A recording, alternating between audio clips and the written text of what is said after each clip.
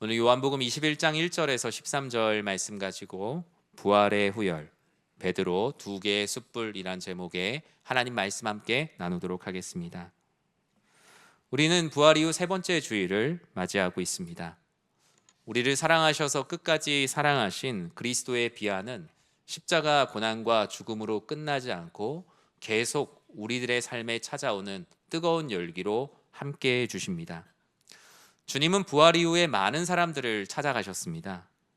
부활의 증인이 되어야 함에도 불구하고 두려움에 떠는 사람들, 각각의 연유로 주님께 스스로 나아오지 못하는 사람들, 예수님의 빈 무덤에 무거운 돌은 굴려졌지만 자기 걱정과 염려, 두려움에 큰 돌은 굴리지 못하고 있는 많은 사람들을 찾아가셔서 그 돌을 대신 굴려주신 것이 빈 무덤을 이기시고 부활하신 주님의 사랑입니다. 유대인들을 두려워하여 잠금 문 뒤에 있던 제자들에게도 이제 예루살렘이라는 무대는 끝났다라며 자신의 고향으로 돌아가려 했던 두 제자들에게도, 그리고 한낱 피조물로서 창조주 하나님을 만져보겠노라고 그렇게까지 고백했던 도마에게도 주님은 각각 찾아가셔서 정말 전혀 효율적으로 보이지 않는 행보를 보여주셨어요. 그런 비효율적인 사랑의 행보로 인해 그들은 진정한 샬롬을 누릴 수 있게 되었습니다. 이제 만날 사람들은 거의 다 만난 것 같아요. 그런데 요한은 그 중에 꼭 만나야 되는 한 사람을 기록하고 있습니다. 바로 베드로입니다. 베드로는 분명 예수님의 빈 무덤을 보았습니다. 하지만 그 빈 무덤을 서성일 수밖에 없었어요. 부활의 기쁨과 감동, 즐거움, 모든 감정들 안에 마냥 좋아하는 사람들과는 달리 베드로는 그 은혜 주변을 서성일 수밖에 없었습니다. 그에게는 스스로 해결할 수도 떨쳐낼 수도 없었던 자신을 용서할 수 없는 과거가 있었기 때문이죠. 베드로는 이 과거로부터 스스로 벗어나지 못했고 스스로 돌을 굴릴 힘이 없었고, 그래서 주님을 멀리 떠나 제자가 되기 전의 모습으로 돌아갑니다. 그날 밤 3절 상반절은 말씀을 이렇게 말하고 있어요. 같이 읽어볼까요? 시몬 베드로가 나는 물고기 잡으러 가노라 하니 그들이 우리도 함께 가겠다 하고. 아멘. 베드로 스스로 굴리지 못한 무거운 돌은 베드로를 다시 갈릴리의 어부의 생활로 돌아가게 했습니다. 이런 어두운 과거와 죄책감은 금방 옆에 있는 영적인 면역력이 없었던 제자들에게 금방 전염되죠. 우리들은 뭔가 좀 하고 싶긴 했는데 베드로가 저렇게 얘기하는 걸 보니까 맞아, 우리도 자격이 없지. 우리가 어떻게 안면 몰수하고 주님의 제자로서 나아간다고 우리가 말할 수 있을까? 베드로의 어두운 과거의 산산조각난 파편에 다른 제자들도 자신들의 얼굴을 모두 다 보았죠.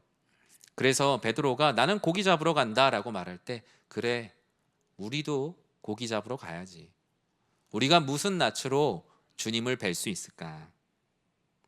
누가 예수님의 제자냐는 자격 논란이 너무나 그날 밤에 쉽게 끝나버렸어요. 우리는 모두 다 자격이 없다.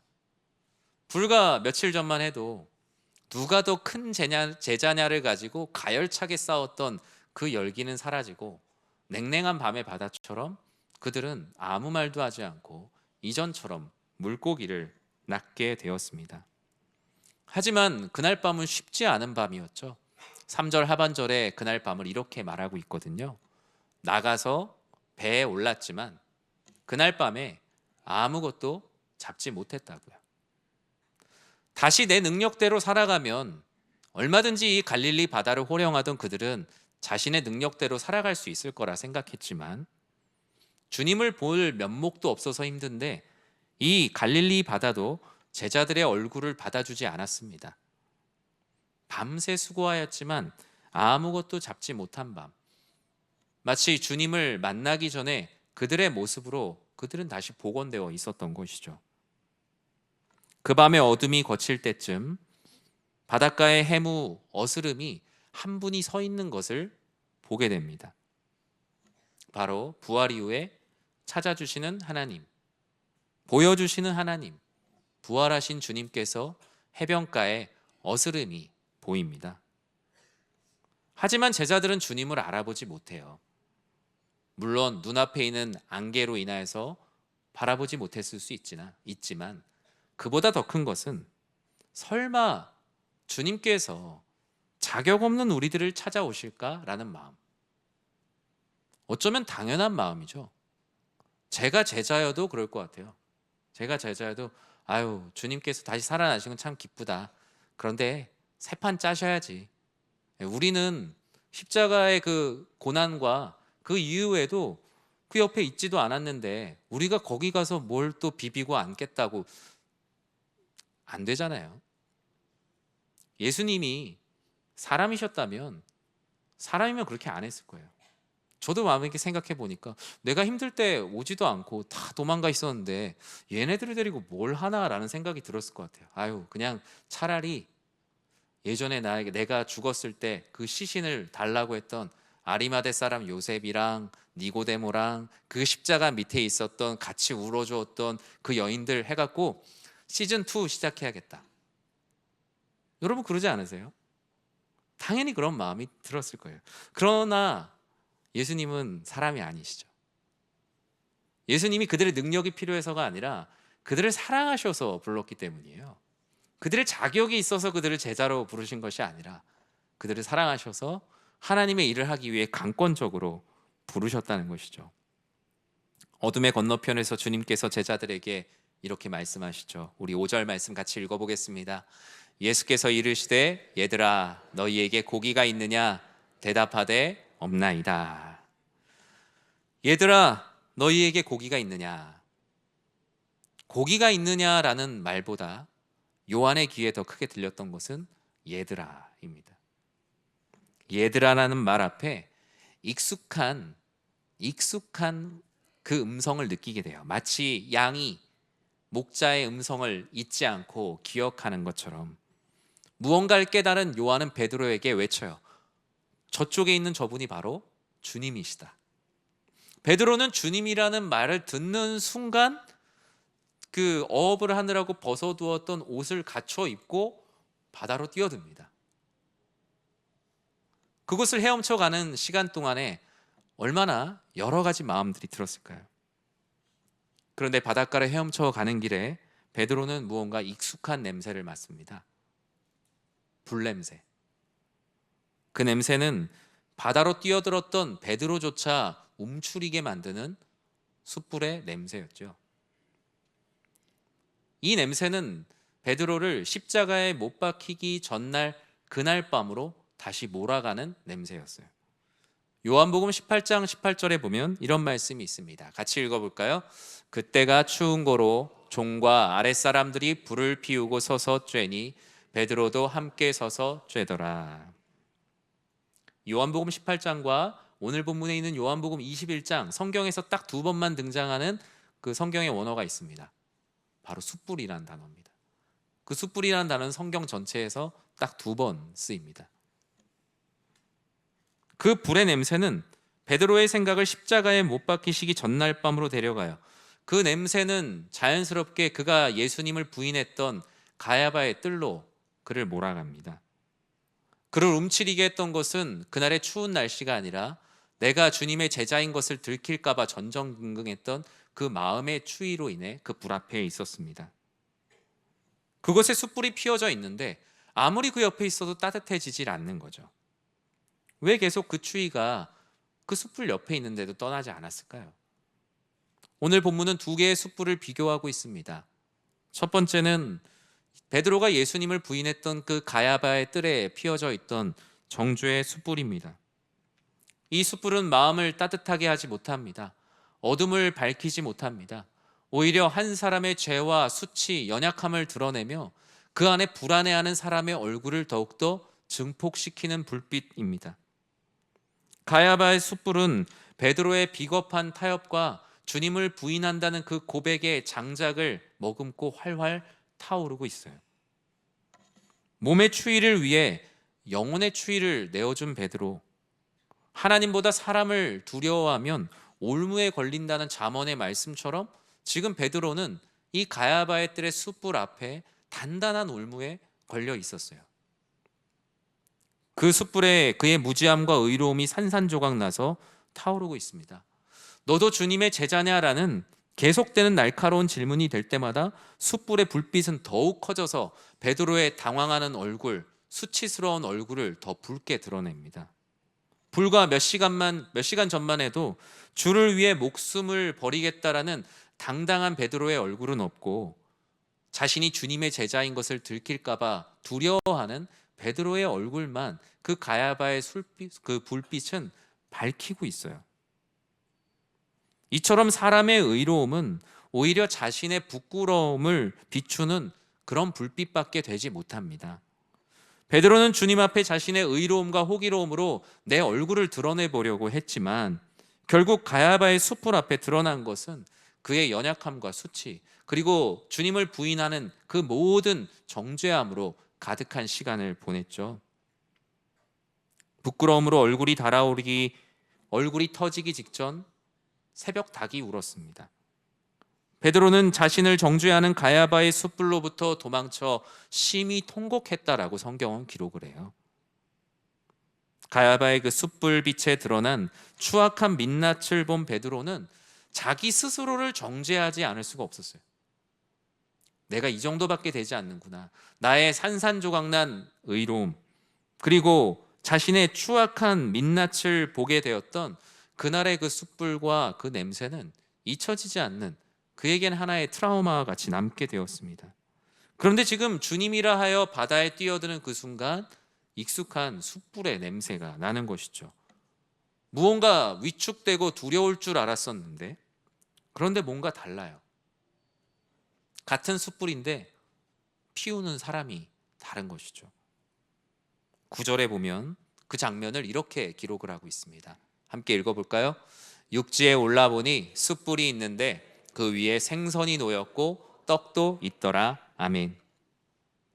앞서 가야바의 뜰에 있었던 불과 다른 주님의 숯불은 한 영혼을 사랑하셔서 찾아오시는 사랑의 숯불입니다. 이 익숙한 불냄새는 지치고 상한 베드로의 얼굴을 치유하기에 부족함이 없는 향기로운 제물이 올려드리는 아름다운 역사가 그곳 가운데 펼쳐집니다.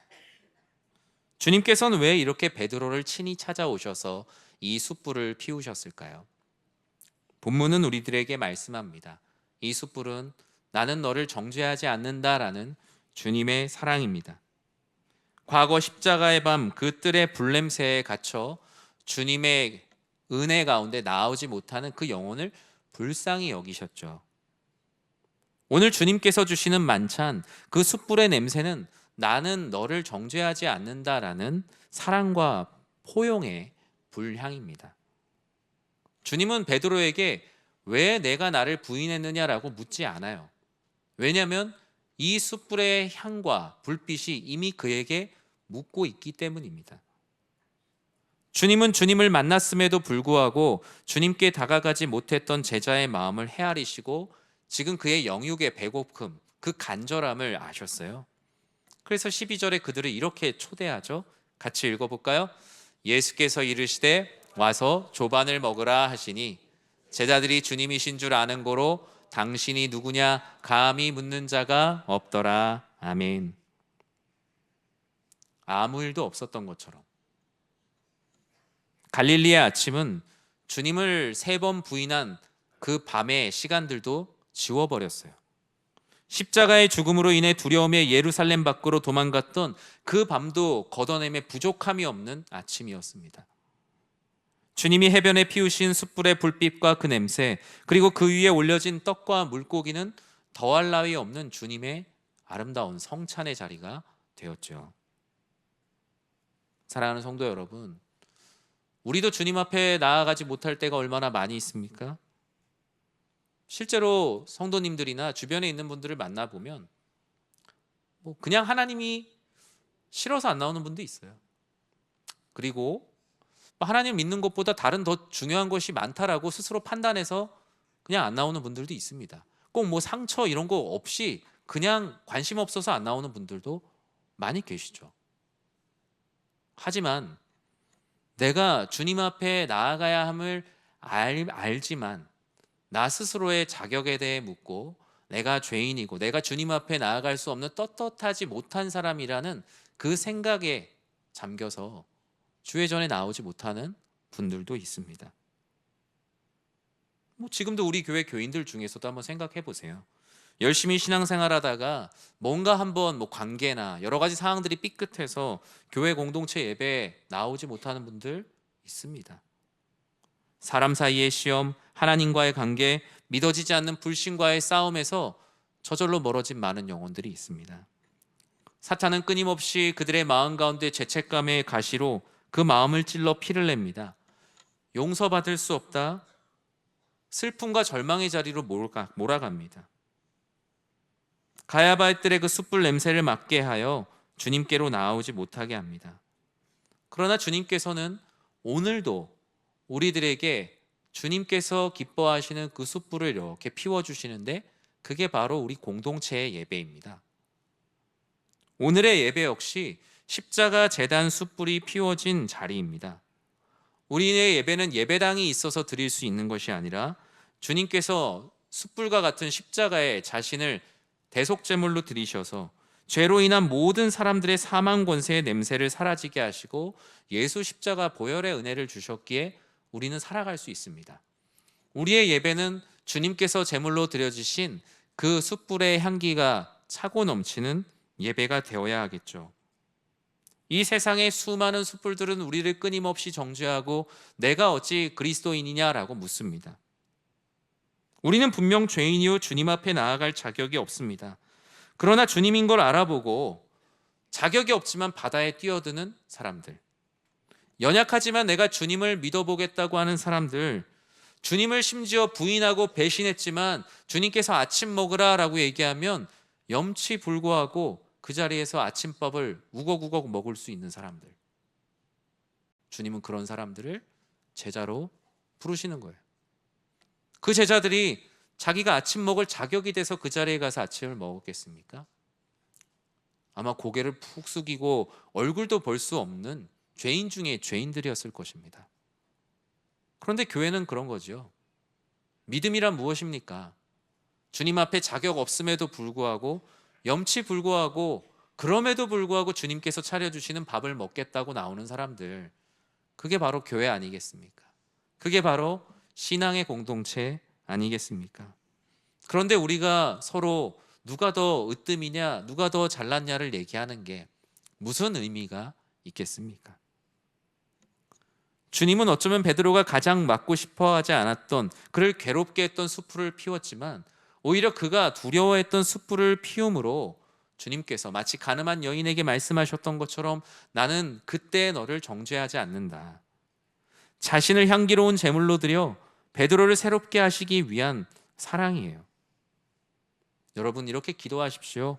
주님, 저는 주님을 찾아갈 수 없는 자격 없는 죄인이지만 오늘도 주님께서 차려주시는 밥상에 숟가락 얹습니다.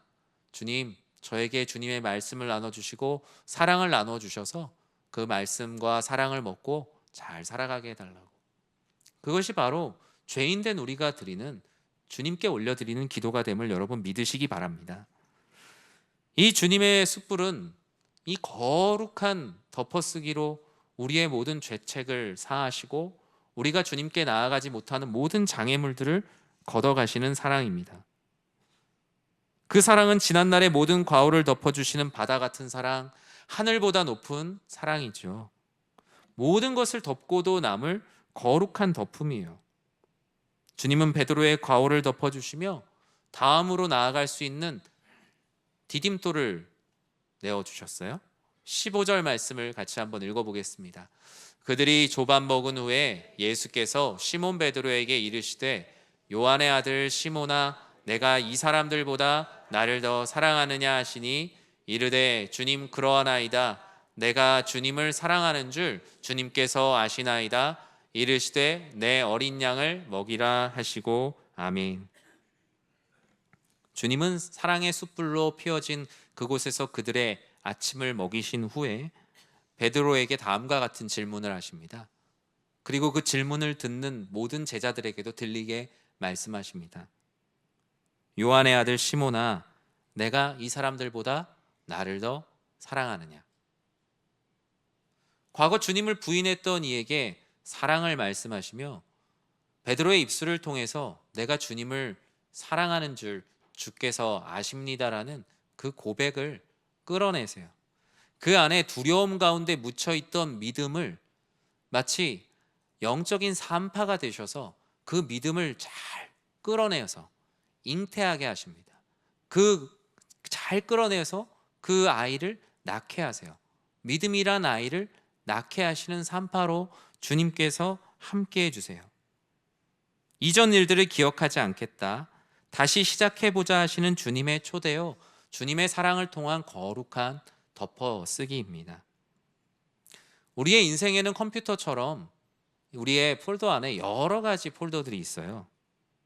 기쁜 일이 담겨 있는 폴더 상자도 있고, 슬픈 일이 담겨 있는 폴더도 있고, 남들에게 자랑하고 싶은 것만 모아놓은 폴더도 있습니다. 그리고 계속 지우려고 하는데 계속 지워지지 않는 나의 부끄러움과 수치가 잔뜩 담겨 있는 폴더가 있어요. 베드로에게 숯불이라는 폴더는 바로 그런 수치스러움과 부끄러움이 가득한 폴더입니다. 열어보고 싶지 않지만 지워지지 않는 폴더.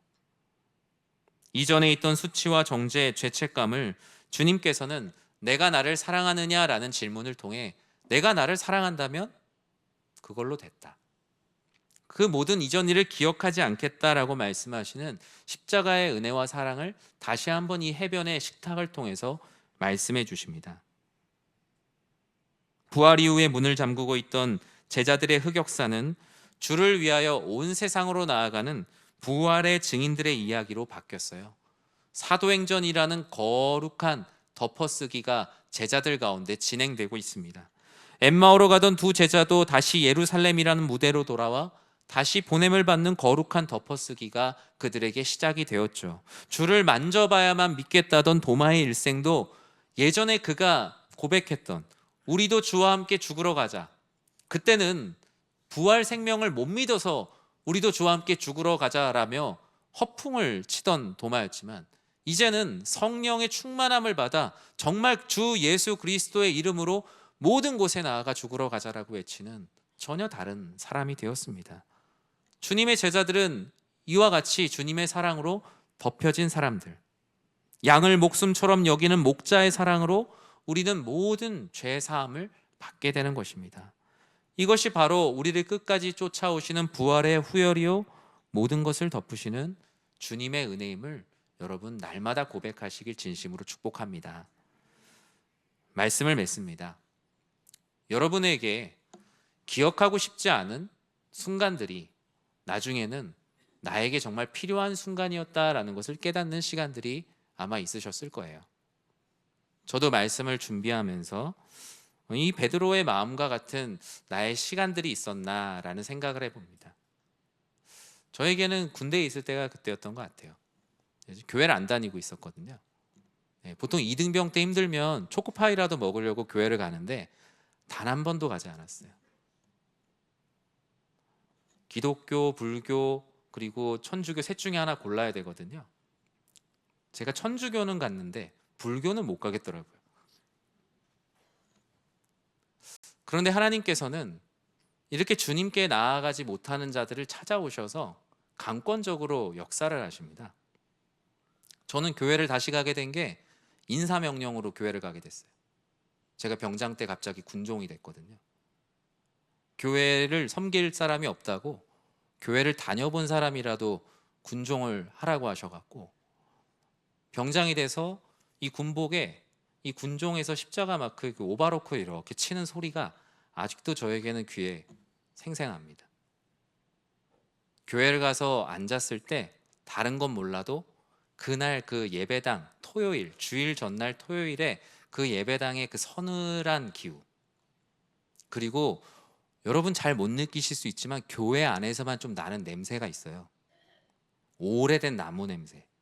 여기 찬양대 연습실이나 이런 데 가면 나요.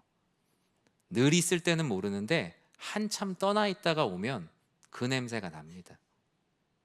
그때는 정말 지긋지긋하고 떠나고 싶었던 공동체에 그 냄새를 그 나무의 냄새, 삐걱거리는 장의자의 소리, 그리고 앉았을 때 느껴지는 그 장의자의 서늘한 느낌, 그 모든 것들을 기억합니다. 우리에게는 때론 우리에게 상처가 되는 그런 지긋지긋한 순간들이 있습니다.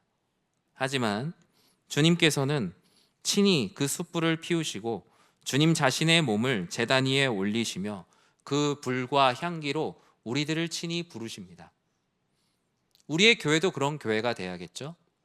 우리 안에 있는 이 예배의 향기가 이 지역으로 온 열방으로 퍼져나가 그 향기를 맡고 다시 주의 전에 돌아오는 놀라운 역사. 전 우리 사랑하는 성도님들의 삶에 있는 부끄러움과 수치에 뒤로 물러서지 않고 주의 은혜로 담대함을 얻어 보좌 앞으로 나아가는 주님의 증인들, 부활의 증인들 되시길 주님의 이름으로 간절히 축원합니다.